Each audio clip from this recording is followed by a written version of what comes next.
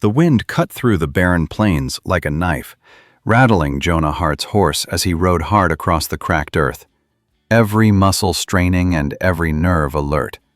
Because he knew that out here, danger didn't announce itself. It moved in silence. And by the time you heard it, it was often too late. But even with that knowledge burning in his chest, he couldn't turn away from the faint sound ahead. A cry so small and fragile it might have been the wind if he hadn't paused, hand tightening on the reins as his eyes focused. And there she was, a girl no more than 12, crouched beside a puddle of muddy water, dust clinging to her hair and skin, lips cracked, eyes wide with terror and exhaustion. And something in her gaze, something raw and unspoken, struck him harder than the relentless sun beating down on the desert. A silent plea that reminded him of everything he had lost, everything that had been taken by the cruel, unfeeling land. And he dismounted slowly, boots crunching against the dry soil, pulling the canteen from his pack and holding it out without speaking, watching as she hesitated, then leaned forward, trembling hands grasping the metal as she drank, spilling some over her chin. And for a brief instant the world seemed to pause. The roar of the wind softened, the dust settled, and Jonah felt something stir in his chest he hadn't felt in years. A flicker of something fragile and human, a tiny spark of hope that maybe, just maybe, kindness could exist in a place built on greed and violence.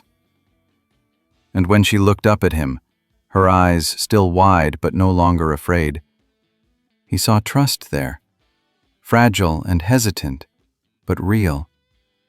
And he nodded once, as if to say, "I won't let anything happen to you. Not today. Not ever if I can help it." And she shivered, clutching the canteen close, the first sign of life, of courage in the girl who might have already given up long before he arrived. And Jonah mounted his horse again, gesturing for her to climb up behind him, which she did slowly, trembling against his back. And together they rode toward a thin line of trees that promised shade and the faint hope of water. The wind whipping at their faces, the sun climbing higher in the sky, burning the earth beneath them, the shadows of distant ridges stretching like black fingers across the desert. And Jonah kept glancing behind them, scanning the horizon for any sign of pursuers, men who would see a child alone as weakness and a man's mercy as an opportunity. Because he knew the West didn't forgive soft hearts. And yet he couldn't shake the thought that perhaps saving her was worth every risk. That in this cruel, endless land, even one small act of kindness could make a difference. That maybe, in helping her survive, he could redeem something in himself. Some piece of a soul that had hardened into dust years ago, when love and family had been ripped away by fire, sickness, and gunpowder. And the girl leaned against him, exhausted but alive, her trust in him unspoken yet complete. And he felt a weight settle in his chest, equal parts responsibility and something more difficult to name. A feeling that reminded him why he had kept riding these trails, why he had endured the sun, the sand, the loneliness, why he had chosen to remain alive in a world that often felt designed to break men like him. And then a sudden sound, a clatter from the ridge above, made him freeze, hand slipping to the butt of his revolver, heart hammering in his chest. And the girl tensed behind him, quiet but alert, her small body pressed close. And for a moment, Jonah considered turning back, retreating into the trees they had passed, hiding from whatever threat lurked among the rocks. But he knew that in the West, hesitation often cost lives, and so he spurred the horse forward, keeping low, eyes scanning the jagged ridges. Spotting movement, a group of riders distant but closing fast, dust trailing behind their hooves like smoke rising from a fire. men armed and merciless. And Jonah's jaw tightened as he calculated every step, every second, knowing that the desert offered few choices, and each one carried danger. And still he whispered to the girl, "Hold on tight." "We'll make it." And though she didn't speak, her grip on his coat tightened, and for a moment he felt a bond stronger than fear, something human and unbreakable amid the harshness. And he rode faster, heart hammering, the wind tearing at his coat, sand stinging his eyes, every muscle screaming, the thundering hooves of the pursuers growing louder, the sun blazing down on them like a judgment.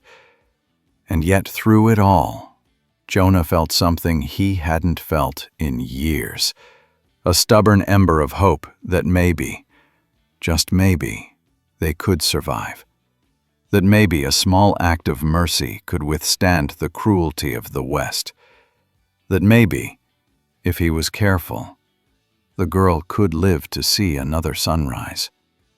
And as the trees came into view, sparse but promising shade, he steered toward them, praying the bandits had not yet seen them, praying the desert itself would shield them just long enough. And the girl leaned against him, trembling but alive, and Jonah whispered again, "We're not done yet." Because in the West, hope was fragile, fleeting, and rare.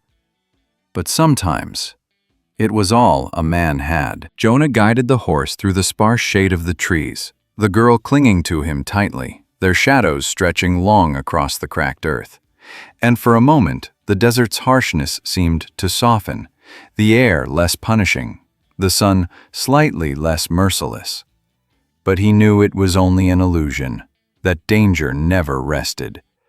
And as they moved, he scanned the ridges, the distant hills, the gullies where bandits might hide, listening to the faint whisper of hooves behind them.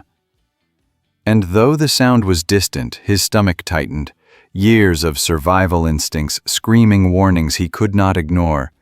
Yet he also felt the fragile pulse of life against his back, small, trembling, alive. And it reminded him that there were reasons to keep moving, reasons to risk every ounce of caution. And as the trees thinned, revealing a small hollow with a trickle of water barely more than a puddle, Jonah slowed the horse, letting the girl dismount first, and she collapsed onto the dry ground, hands digging into the dirt, eyes scanning the horizon like she expected the world to strike again at any moment. And he knelt beside her, brushing the dust from her hair, murmuring words she could barely hear. Words meant to calm, to anchor, to promise that she was not alone, that someone in this endless, merciless land still cared. And she lifted her gaze to him, a question in her eyes, unspoken but clear. And he shook his head slowly. "Rest, just for a moment. Then we move." They drank from the shallow water, Jonah watching the line of trees and the glimmering ridges beyond, calculating distances, dangers, the best path to safety. Because he had learned long ago that mercy alone would not save a life, that courage alone would not outpace a bullet. But sometimes, if a man was clever, and if he moved fast enough, and if luck was on his side, lives could be spared, and he wanted to spare hers, more than anything he had ever wanted in his life. Night was approaching, the sun sinking low, casting the desert in blood-colored light. And he knew that when darkness fell, the desert could become a trap, hiding threats that day had only hinted at. So he gathered the girl close, draping his coat around her small shoulders, and they set off again, careful, silent, listening to the whispers of the wind, the creak of the horse's hooves, the faint rustle of dry brush that could mean anything or nothing at all. Yet Jonah's senses were taut, every instinct screaming. And still, in the fragile trust between them, he felt something he hadn't felt in years. A flicker of hope, of purpose, of human connection, small but real. And it steeled him, made him ride harder, faster, despite the ache in his muscles, despite the sting of sand in his eyes, despite the weight of the world pressing down, because he had promised himself, silently, that she would not be left behind, that he would not let the cruelty of the West extinguish this small ember of life. The wind shifted suddenly, carrying with it a faint scent of smoke, acrid and sharp, and Jonah froze, scanning the horizon. And in the distance, he saw it. The first hint of movement beyond the ridges, the shadow of riders closing fast. And his heart thumped violently, yet he did not panic, because panic was a luxury no man could afford. And he whispered to the girl, "Hold tight. No matter what happens, we ride through it." And she clutched his coat tighter, her small body trembling, and together they pushed the horse into a gallop, sand flying beneath them, dust clouding the air, sun low and red behind them, and the riders grew closer, figures dark against the glowing horizon, and Jonah could hear the faint clang of metal, the distant rattle of guns, and he knew that the desert would test them, would try to break them, would force him to make choices that could cost lives. And yet, with her behind him, he felt something steadier than fear, a thread of resolve weaving through the chaos, and as they approached a narrow canyon, he guided the horse along a hidden gully, hoping the shadow of the rocks would conceal them, hoping the terrain would turn the hunters into prey. And the girl whispered, barely audible, "Are we going to be okay?" And he shook his head, slightly, not because he doubted it, but because there was no promise in this land, only the fight. And yet, in that shaking head, there was reassurance, a human bond, a shared understanding that they would face the night together, come what may.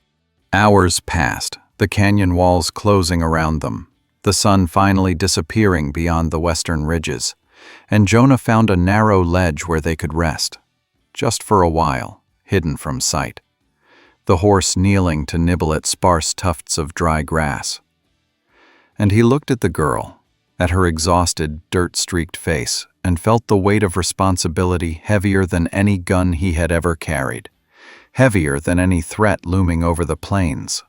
Yet in that weight was purpose, and he murmured softly, "We've made it this far. That counts for something." And she pressed against him, silent, breathing uneven, and Jonah closed his eyes briefly, letting the wind whip around him, carrying the scent of sage, dust, and the faint hint of smoke from the distance. And he realized that even in this relentless, cruel land, there were moments like this, fleeting but profound, when life reminded you that kindness could survive, that human connection could endure, and that hope, fragile as it might be, could burn bright enough to guide you through the darkness. And he vowed silently, as the first stars appeared in the deepening sky, that he would carry her through whatever came next, because in saving her, he might finally save himself from the ghosts he had carried across these plains for too long. And somewhere deep in the canyon, the sound of distant hooves faded, but the tension remained, a reminder that the West never truly slept. And as the night stretched on, Jonah held the girl close, whispering words of comfort, of courage, of promise. And the desert, harsh and unyielding, felt just slightly less empty. Because for one night, at least, a man and a child had found each other in the unforgiving heart of the West. The first light of dawn crept over the jagged ridges, painting the desert in pale gold and stretching long shadows across the cracked earth as Jonah Hart guided his weary horse down a narrow trail, the girl still clinging to his back, her small hands trembling, but her eyes sharper now, scanning every movement in the brush and among the rocks, and he knew they couldn't linger, couldn't afford even a moment of weakness. Because the West had a way of punishing hesitation, and though the night had passed without incident, The distant smoke he had seen hours before reminded him that danger never slept. And as they crested a rise, he spotted a small, abandoned homestead, its weathered walls cracked and leaning, the remnants of a life left behind. And he decided it would be a temporary refuge, a place to rest and gather strength before the day fully claimed them. And the girl whispered, "Is it safe?" And he shook his head, not because it wasn't, but because in the West, safety was a relative term. And what they needed most was a chance to breathe, to regain their bearings, to remember that survival required both caution and courage. And they dismounted carefully, the horse snorting as it adjusted to the sudden halt. And Jonah examined the broken doorway, peering into the shadowed interior, seeing only the remnants of old furniture, overturned chairs, and dust motes dancing in the sunlight filtering through holes in the roof. And he motioned for the girl to follow, leading her inside, and she obeyed silently, feet scraping across the worn boards. And for a moment, the silence was profound. Only the creak of the old floor beneath them, the distant call of a hawk above, the wind whispering through the cracked windows. And Jonah knelt beside her, brushing some dust from her shoulder, murmuring words of comfort, and she leaned against him, a faint, exhausted smile on her lips, the first sign of trust that felt more tangible than the arid wind outside. And he allowed himself a moment to consider their next steps, knowing that the riders from yesterday, or others like them, could appear at any moment, that in the West, enemies traveled fast, and mercy was often repaid with violence. And yet he couldn't abandon her now, not after she had trusted him, not after he had promised, silently, that he would protect her, that he would see her through whatever the land threw at them. And as the sun rose higher, heating the desert, he scavenged what little he could from the abandoned homestead, finding scraps of wood for a fire, some tattered cloth to patch the girl's torn dress. And he worked quickly, mindful of every sound beyond the walls, every movement on the wood horizon, while the girl watched him with wide eyes, slowly beginning to relax as she realized he would not leave. And the fire crackled to life, the warmth a small rebellion against the harsh cold of fear that had clung to them both. And Jonah offered her a bit of hard bread he had stashed, water from the remaining canteen, and she accepted, trembling but hungry. And for a moment the weight of survival lifted slightly, replaced by something quieter, fragile, like hope. And he spoke softly, telling her stories of the trails he had ridden, the people he had lost, the mistakes he had made. And she listened, eyes wide, absorbing every word. And though he didn't realize it, he was teaching her not only the ways of the West, but also the strength required to endure it, the courage necessary to face it. And as they ate, he planned their path forward, knowing they couldn't stay long, that the desert would claim this refuge soon enough. And as he spoke, she finally asked her name, and he hesitated, then gave her one he had always reserved for someone special, someone he would protect. And in that exchange, a bond was solidified, unspoken yet undeniable, a connection that neither bandits nor the harsh sun could sever. And as midday approached, they packed what little they could carry, Jonah's mind racing with strategies, routes, the faint lines of trails only known to him, while the girl clutched his coat, her small fingers digging into the fabric, trusting him completely. And together they emerged into the blazing light of the desert once more, every step measured, every glance toward the horizon calculated. For the West had 1,000 ways to test a man, and today it would try. But Jonah Hart felt something stronger than fear coursing through his veins, a stubborn determination, a fierce resolve.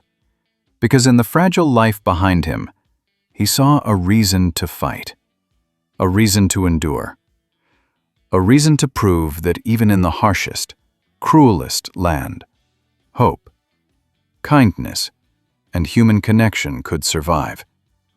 And as they crested another ridge, the distant sound of hooves again reached his ears, faster this time, closer. And he stiffened, heart pounding, knowing the challenge had only just begun. And he tightened his grip on the reins, whispering to the girl, "Hold on. Whatever comes, we face it together." And the desert seemed to hold its breath, watching, waiting, as man and child prepared to ride into the storm that would define the rest of their journey. A journey of danger, courage, and a fragile hope that refused to die. The sun hung low over the jagged horizon, painting the desert in shades of blood and fire as Jonah Hart urged his horse forward, the girl clinging tightly to his back, small hands gripping his coat like a lifeline. And the wind carried the scent of smoke and dust, a warning that the riders from yesterday, or worse, were not far behind. And every nerve in his body screamed danger, but retreat was no longer an option. For in her eyes he saw not just fear, but trust. And that trust demanded courage, demanded that he ride faster, sharper, smarter. Because in the West, hesitation was death. And even the strongest man could be undone by a single misstep. And yet, with each galloping stride, he felt a stubborn ember of hope, a belief that somehow, through the blood, through the dust, through the endless cruelty of the desert, they could survive, and perhaps even thrive. That the fragile human connection they had forged could withstand the storms of the frontier.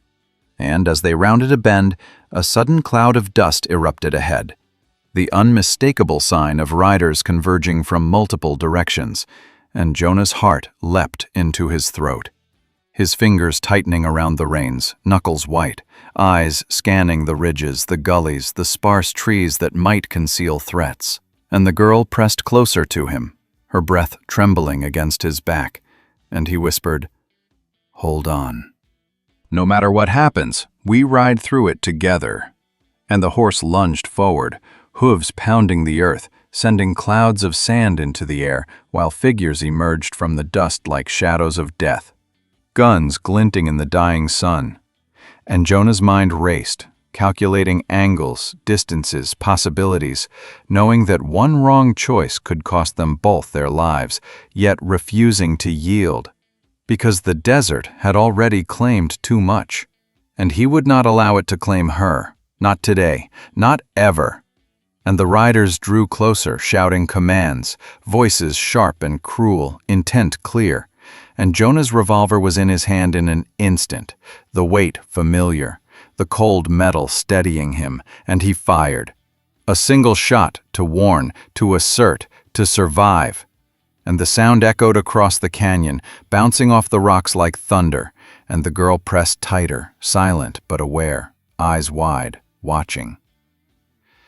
The dance of danger unfolded around them, and every muscle in Jonah's body screamed with tension, the desert itself seeming to hold its breath, waiting, watching, as man and child faced the storm.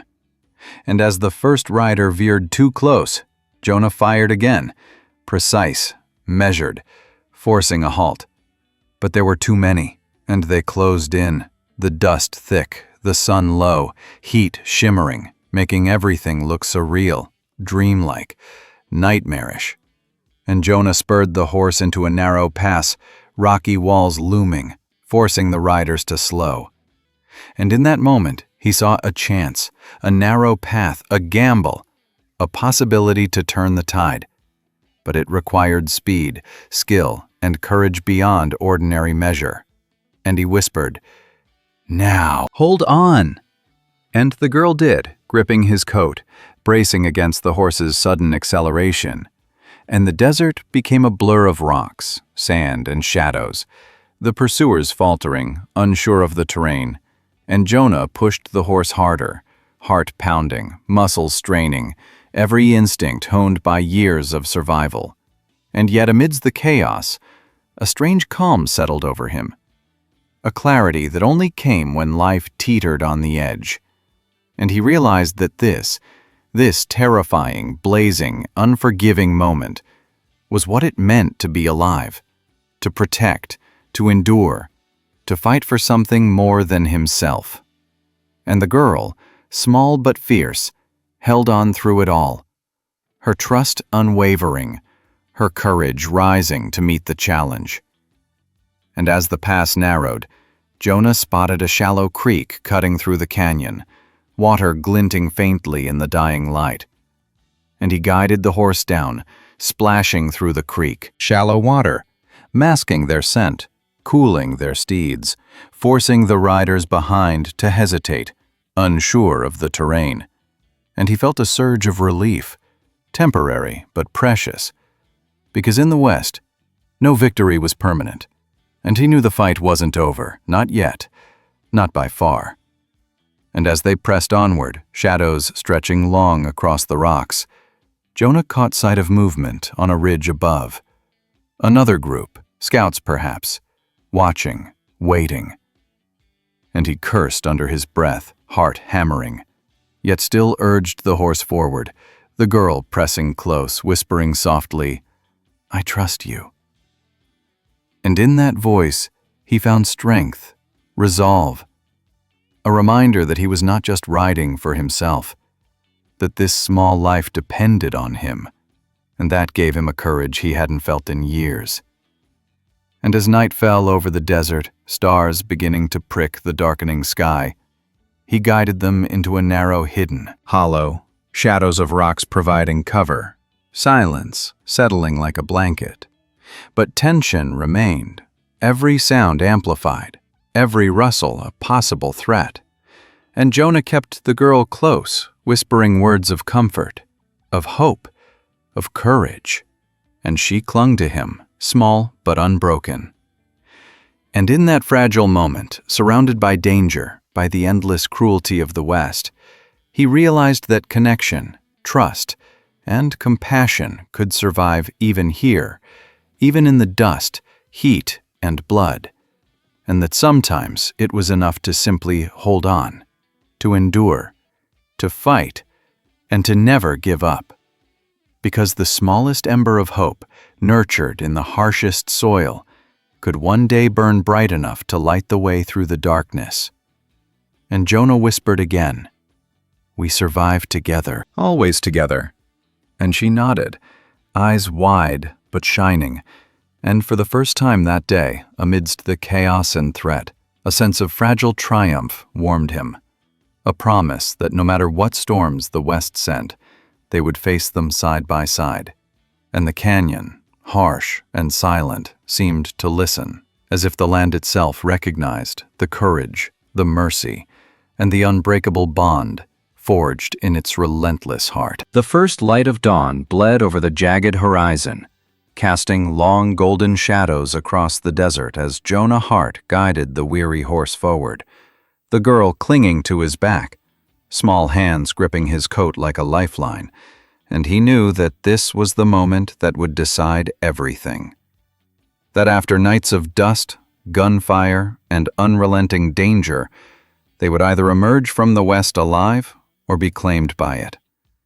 And every instinct in him screamed caution, yet he also felt a strange, fierce calm, because he had carried her through more than most could endure.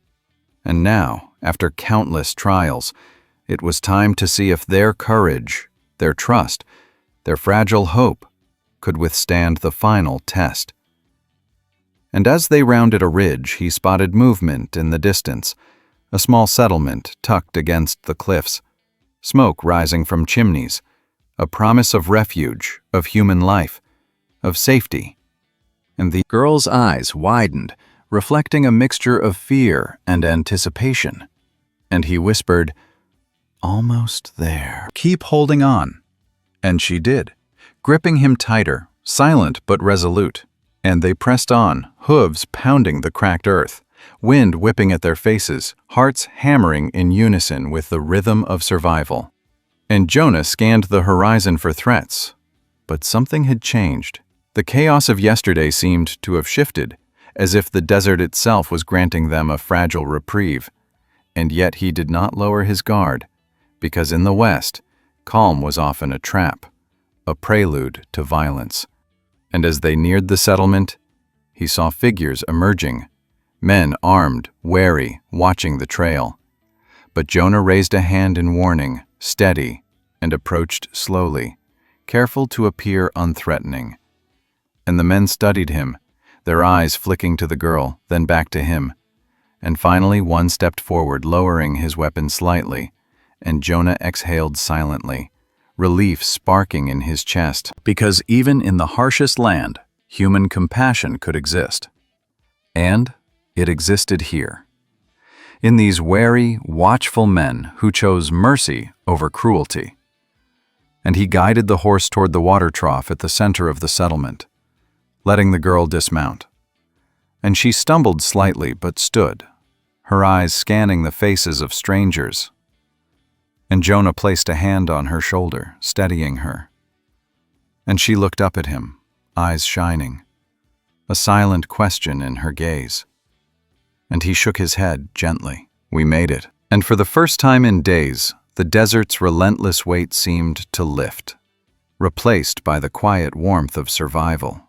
And as the villagers approached, offering water, blankets, and food, the girl's lips parted in the faintest smile, a fragile, trembling thing, yet full of life.